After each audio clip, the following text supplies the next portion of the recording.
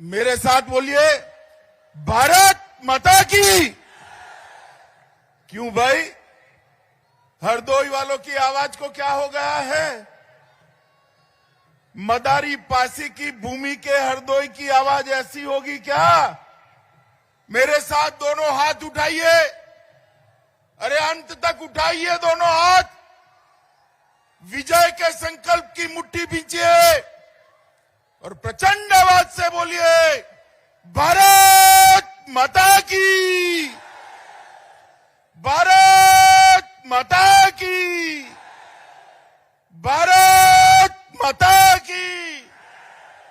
मंच पर उपस्थित उत्तर प्रदेश के उप मुख्यमंत्री श्री दिनेश शर्मा जी, हमारे नेता यहां पर उपस्थित भाई जतिन प्रसाद जी, यहां उपस्थित नीरज शेखर जी, अशोक वाजपेयी जी, जिनके आग्रह से मैं आज यहां पर आया हूं, ऐसे भारतीय जनता पार्टी के नेता नरेश अग्रवाल जी, जयप्रकाश रावत जी, अशोक रावत जी, माधवेंद्र प्रताप सिंह जी, रजनी तिवारी जी, नितिन अग्रवाल जी, श्याम प्रकाश जी, प्रभास कुमार जी, आशु जी, रामपाल वर्मा जी, राजकुमार अग्रवाल जी, अंजू बाला जी, और आज ये हरदोई की विशाल जनसभा में आए हुए प्यारे भाइयों बहनों माताओं और मेरे जिगर के टुकड़े जैसे युवा मित्रों, आज मैं हरदोई की भूमि पर आया हूं। ये भूमि 10 अवतार में से 2-2 अवतारों की भूमि है, इसीलिए इसको हरदोई कहते हैं। भगवान नरसिंह और भगवान वामन के साथ जुड़ी हुई धरती को मैं बार बार प्रणाम करता हूं मित्रों। ये भूमि स्वतंत्र सेनानी मदारी पासी और देवू पासी की भूमि है। पद्मश्री बचनेश त्रिपाठी की भूमि है और ये भूमि गंगा और गोमती के बीच के पवित्र भूमि है मित्रों। ये भूमि को प्रणाम कर कर मैं मेरी बात की शुरुआत करना चाहता हूं। अभी मैं हरदोई में से निकल रहा था मेरे घर से एयरपोर्ट की तरह, मुझे कुछ जर्नलिस्ट पूछ रहे थे कि अमित भाई उत्तर प्रदेश के अंदर क्या होगा। मैंने उनको कहा हरदोई की रैली देख लो, जवाब मिल जाएगा उत्तर प्रदेश में क्या होगा। अब वो सज्जन देख रहे हैं नहीं देख रहे हैं मुझे मालूम नहीं है, मगर मैं देख रहा हूं जहां तक नजर पहुंचती है मुंड ही मुंड दिखाई पड़ते हैं मित्रों। ये भगवा महासागर इस बात का परिचायक है कि फिर से उत्तर प्रदेश में मोदी जी के नेतृत्व में 300 से ज्यादा सीटों के साथ भारतीय जनता पार्टी की सरकार बनने वाली है। मुझे बताओ हरदोई वालों, कोई फुलटॉस गेंद डालेगा तो अच्छा बल्लेबाज चौका लगाएगा या नहीं लगाएगा? जोर से बोलो, लगाएगा या नहीं लगाएगा? पीछे वाले बोलो, लगाएगा या नहीं लगाएगा? मुझे बताओ भाई, 2014 में उत्तर प्रदेश में कौन जीता? 14 में कौन जीता बताओ?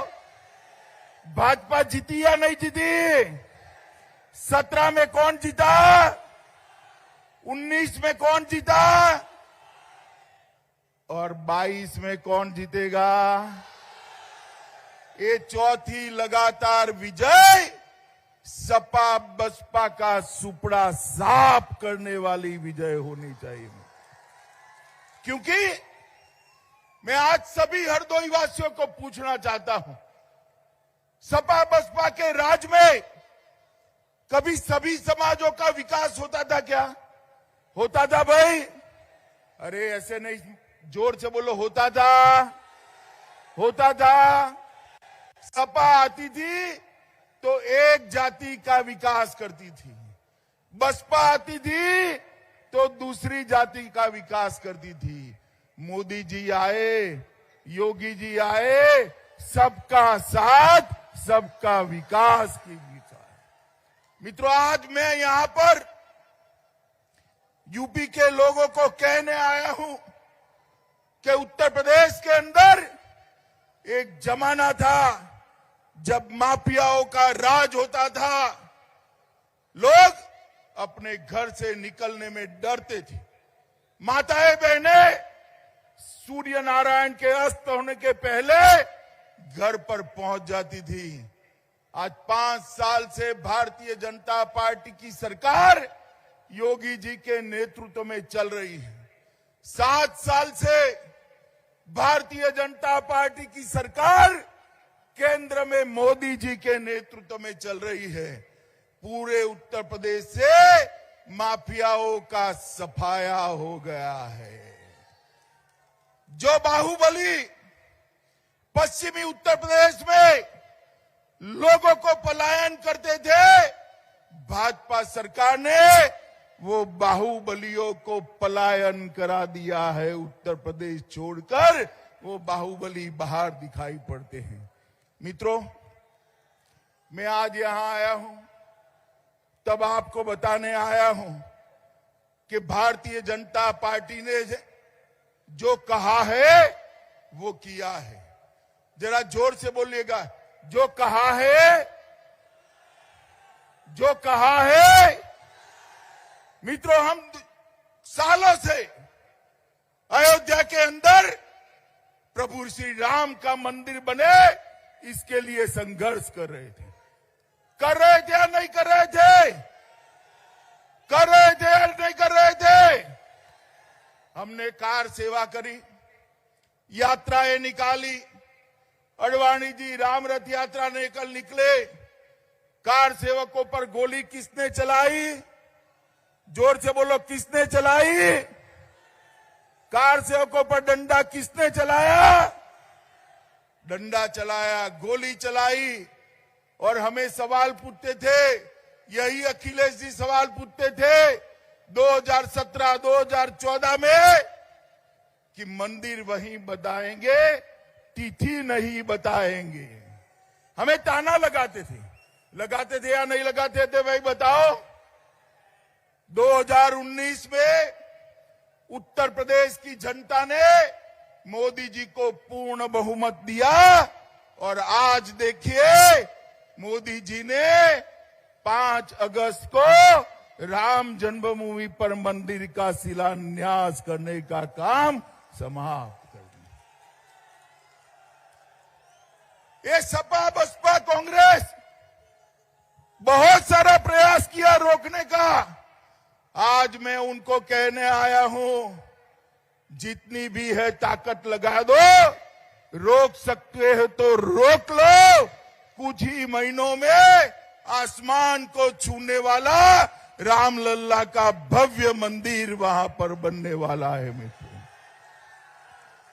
भाजपा जो कहती है वो करती है।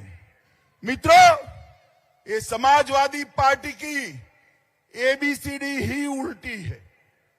इनका है, ए से मतलब है अपराध और आतंक, बी से मतलब है भाई भतीजावाद, सी से मतलब है करप्शन और डी से मतलब है दंगा।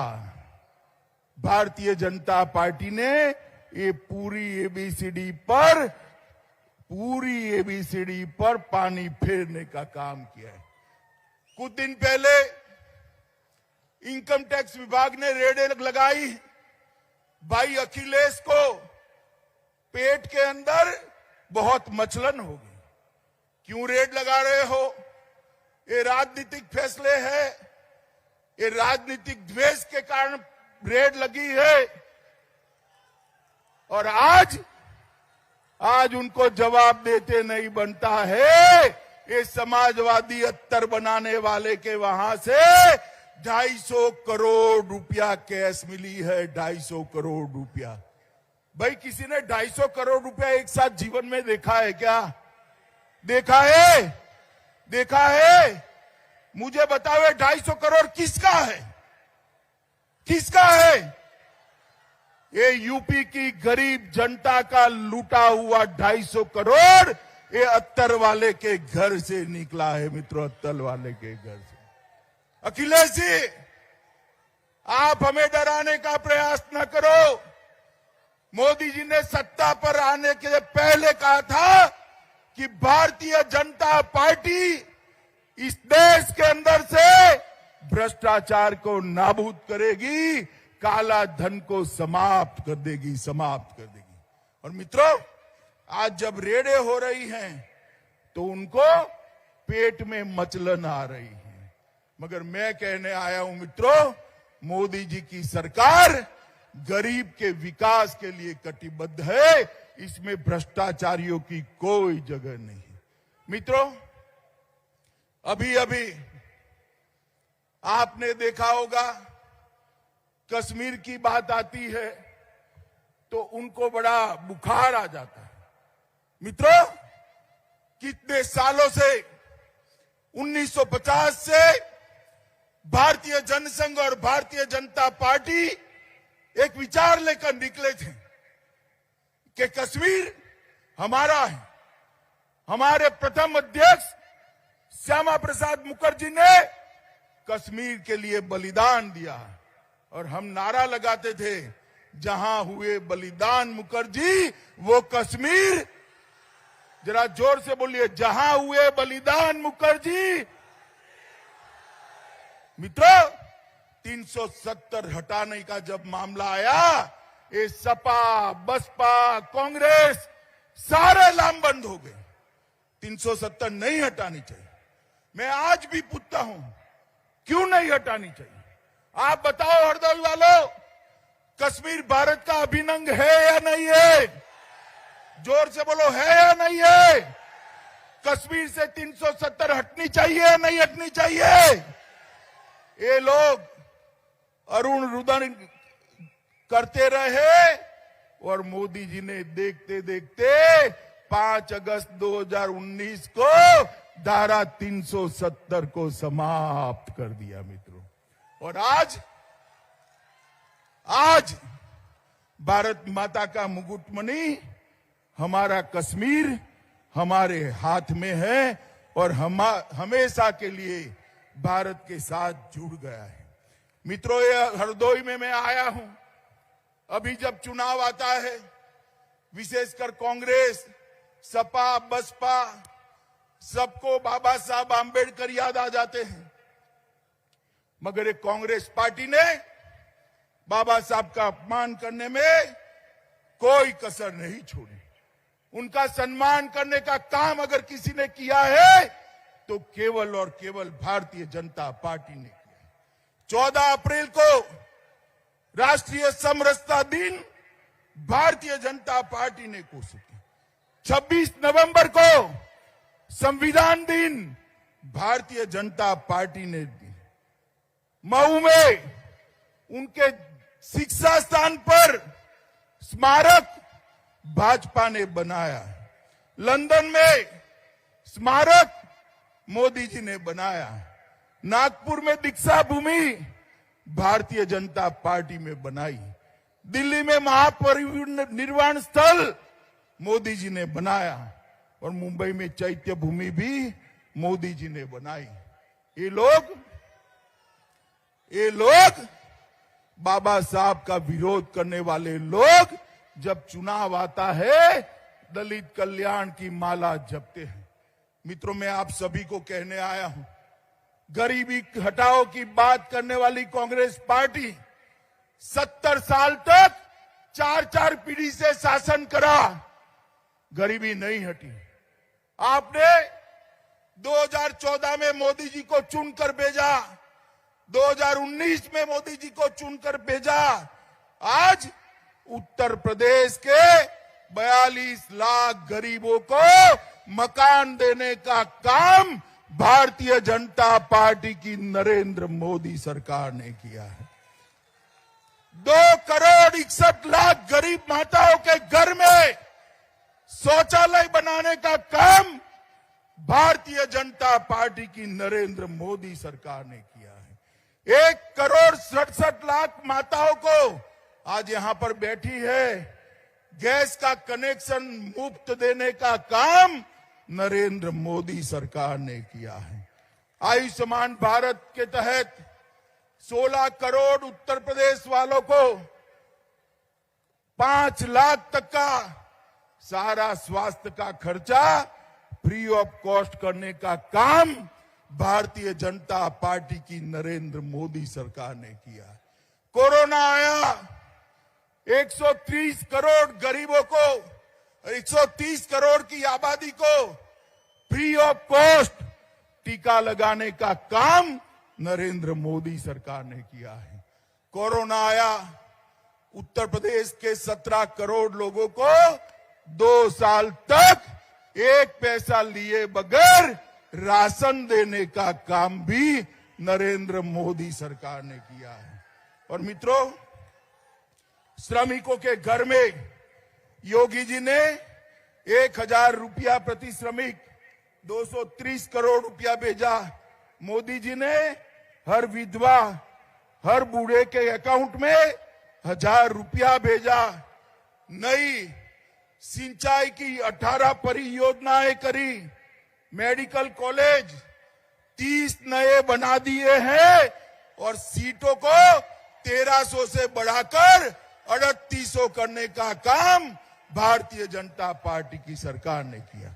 हरदोई के अंदर भी मेडिकल कॉलेज बना है। हरदोई के अंदर 6000 करोड़ इन्वेस्टमेंट आया है। एक गंगा एक्सप्रेस हरदोई से होकर गुजर रहा है। इंडस्ट्रियल कॉरिडोर भी हरदोई में बनने वाला है। सवाईजपुर विधानसभा के अंतर्गत अर्जुनपुर के पुल को भी हमने स्वीकृति दी है। और अवध की बात करें तो अयोध्या में राजर्षि दशरथ मेडिकल कॉलेज बनाया। प्रभु श्री राम के साथ जोड़कर अंतर्राष्ट्रीय हवाई अड्डा बनाया। पूर्वांचल एक्सप्रेसवे 341 किलोमीटर लंबा नया बनाने की शुरुआत की। गंगा एक्सप्रेसवे 594 किलोमीटर लंबा बनाने की शुरुआत की। उत्तर प्रदेश में लखनऊ में state institute of forensic science का शिलान्यास हुआ और अवध में 9 मेडिकल कॉलेज बनाए और डिफेंस कॉरिडोर आया जिससे मेरे यूपी के युवाओं को नौकरी मिलने वाली है। मित्रों, आप मुझे बताइए, 15 साल तक उत्तर प्रदेश ने सपा बसपा सपा ये बुआ बबुआ को राज करने का मौका दिया था या नहीं दिया था? दिया था या नहीं दिया था भाई? 15 साल तक उत्तर प्रदेश में सपा बसपा का शासन रहा या नहीं रहा? विकास हुआ क्या? विकास हुआ क्या? गुंडे भागे थे क्या? गरीबों को अनाज मिलता था क्या? घर में शौचालय पहुंचा था क्या? घर में बिजली पहुंची थी क्या? घर में गैस का सिलेंडर पहुंचा था क्या? हर एक को घर मिलने की योजना बनी थी क्या? ये लोग विकास नहीं कर सकते। ये इत्र वाले जैसे इत्र वाले के घर से 250 करोड़ रुपया मिला ना, ऐसा भ्रष्टाचार कर सकते हैं।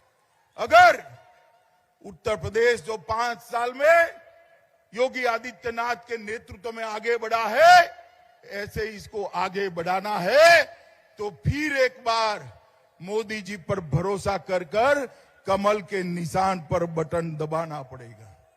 मुझे बताओ भाई, 300 पार ले जाओगे क्या? सुनाई नहीं पड़ता है। भाजपा को 300 पार ले जाएंगे, पीछे तक सभी बोले ले जाएंगे, कमल के निशान पर बटन दबाओगे, भाजपा की पूर्ण बहुमत की सरकार बनाओगे, योगी आदित्यनाथ के हाथ मजबूत करोगे, नरेंद्र मोदी जी के हाथ मजबूत करोगे, तो एक संकल्प कर दीजिए। गत चुनाव में एक सीट हरदोई जिले की छूट गई थी। आज नितिन खड़े हो जाओ, नितिन भी हमारे साथ आ गया है। हरदोई जिले की 7 सीटें कमल खिलाना है। खिलाओगे क्या? खिलाओगे तो मेरे साथ दोनों हाथ उठाइए दोनों हाथ अंत तक। विजय के विश्वास की मुट्ठी बींचे और प्रभु श्री राम का जयकारा लगाना है। मेरे साथ बोलिए, जय श्री राम, जय जय श्री राम, जय श्री राम। भारत माता की, भारत माता की। वंदे वंदे वंदे